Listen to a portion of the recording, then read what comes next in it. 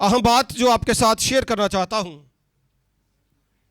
वो ये है कि गुज़िश्ता हफ्ते में वफाकी आइनी अदालत की तरफ से एक डिक्री जारी हुई, एक फ़ैसला हुआ है एक केस का। मारिया नामी एक लड़की जिसकी किसी मुस्लिम के साथ शादी हुई और उसका फ़ैसला अदालत ने दिया है और अदालत ने उसकी शादी को लीगल करार दिया है। लड़की की उम्र तकरीबन 14 वर्ष है जो उसके बाप ने बताई, और अदालत ने यह फ़ैसला दिया है कि कानून के मुताबिक, शरीयत के मुताबिक ये शायद शादी जो है बरकरार रहेगी। यानी कि उनका जो अपना कानून है, शरई कानून, उसके मुताबिक शादी बरकरार रहेगी। मसीही हलकों में आम तौर पर एक तशवीश पाई जा रही है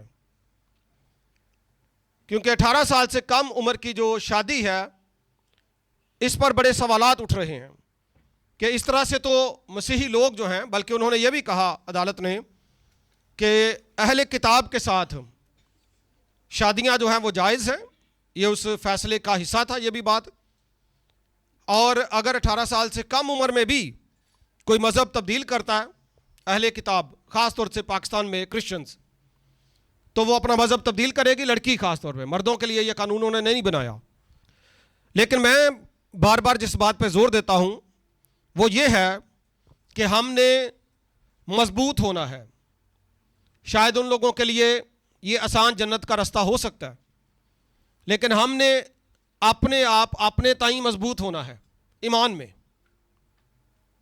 ख़ानदान भी ईमान में मजबूत हों। मैंने कई जगहों पे लोगों को ये कहा है कि अगर आप ईमान में मजबूत नहीं होंगे तो कल का दिन किसी ने नहीं देखा, किस तरह की वो खबर लेकर आएगा। और लड़कियां जिन पर आप मेहनत करते हैं, पढ़ाते हैं, उनको तालीम दिलवाते हैं, हर बाप की माँ की कोशिश होती है कि अच्छी जगह पे वो जाए, लेकिन अगर वो लड़की वहाँ पे जाके गुमराह हो जाए और किसी गैर मज़हब में शादी कर ले तो ना सिर्फ ये आपके लिए रुसवाई और बदनामी है, बल्कि हम सब के लिए रुसवाई और बदनामी का बाइस है। मारिया मुझे नहीं पता कौन है, लेकिन हमें भी उसका दुख है। अब एक तो नुक्ता अदालत का है, यह गलत फैसला है। दूसरा नुक्ता हमारे लोगों का है। हमारे लोग क्यों इस हद तक किसी से अपना ताल्लुक बनाते हैं कि वो आपसे शादी कर लें या वो आपसे ताल्लुक बना लें। इस पे मेरी ख़ास तवज्जो रहती है। पाकिस्तान के काफ़ी सियासी लोग, मजहबी लोग एक्टिव हैं, लेकिन मेरी जो ख़ास बात है, ख़ास फोकस है, वो है ईमान की मजबूती और वो जड़। क्यों हम लोग बिखर जाते हैं? वो तो जो कर रहे हैं वो करें, शायद उनके ईमान का हिस्सा है। हम क्या कर रहे हैं? हम उनको वेलकम कर रहे हैं, और ये इंतहा दर्जे की एक मकरूह हरकत है मसीहियों आपके लिए। समझ रहे मेरी बात? बच्चियां खास तौर पर जब आप चर्च में आते हैं, आते जाते हैं, आपके दुपट्टे प्रॉपर होने चाहिए। और इसके अलावा स्कूल में जाएं, कॉलेज में जाएं, ड्यूटी पे जाएं, आपका तौर तरीका खुदा के कलाम के मुताबिक होना चाहिए।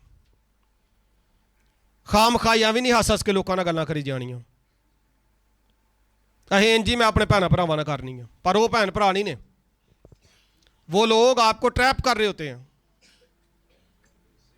एक लड़की से मेरी बात हुई तो वो कहती जी एक जगह पे खाना खा ले इकट्ठी एक प्लेट में तो कोई फ़र्क नहीं पड़ता। मैंने कहा फ़र्क पड़ता है। यहीं से वो सिलसिला शुरू होता है। आप अपनी लिमिट्स को सेट करें, स्कूल में, कॉलेज में, घर में, मोहल्ले में, चाहे वो मालिक मकान है, चाहे वो आपका ऑफिसर है, कुछ भी है, जो आपकी एक फैमिली लिमिट्स हैं उनको सेट करें कि भाई ये हद है, इस हद तक ही आप रह सकते हैं। आप उनको घरों में वेलकम करें, और यहाँ पे लड़कियाँ लोगों के घरों में जाके काम करें, तो यहाँ पे गुमराही शुरू हो जाती है। और फिर वो वक्त आता है कि भाई वो गई, बाद में प्यो रो रो के लोगों को दस रहा होंगे, माँ भी दस रही होंगी है। हालांकि माँ और प्यो को थोड़ा बहुत पहले ही पता होंगे। वो किहड़ी माँ जिन्होंने अपनी धी का पता ना होए हैं, उन्होंने जो मर्जी करो, बन दो उन्होंने अंदर, और खास तौर पर उन्होंने खुदा के कलाम वाल लैके आओ। माँ प्यो भी आन, औलाद भी आए, खुदा दे नाल चलो, यही हल है।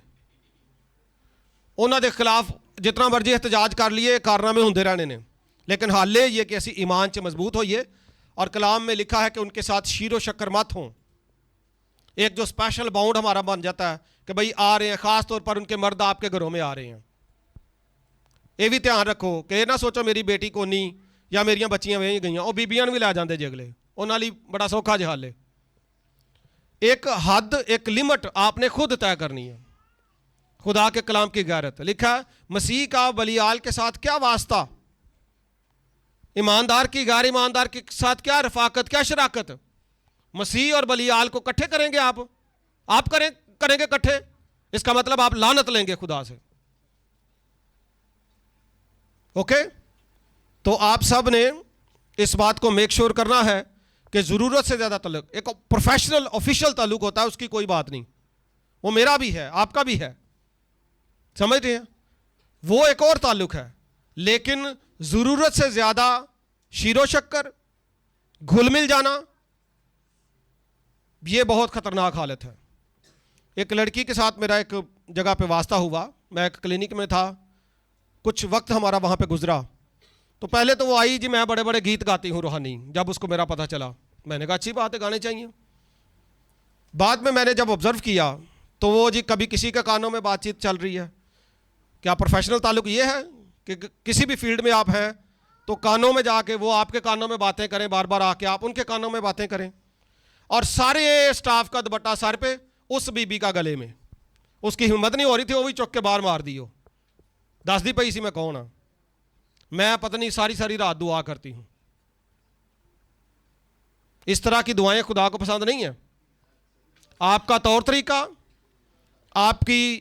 आपका सुने, आपका हयादार लिबास और आपकी बातचीत जहां आप जाते हैं, यह बताती है कि आप यीशु के गवाह हैं। ये नहीं बताती कि लंबा पर्स पहना हो, उच्चा पजामा पाया होए, दुपट्टा सिर ते ना होए, भैड़ी तरीन लगती होए बीबी, ऐ खुदा दी बंदी जी। ये बिल्कुल तौर तरीका नहीं है खुदा दे लोगों का। जितने खूबसूरत हैं उतना ही रहना है आपने, और जवानी 4 दिन की है, डल जानी है। ईमान के सबब से आपने ज़िंदा रहना है। आप डिसेंट लिबास पहने, खूबसूरत दिखें, लेकिन ज़रूरत से ज़्यादा ताल्लुक़ ना बनाएं।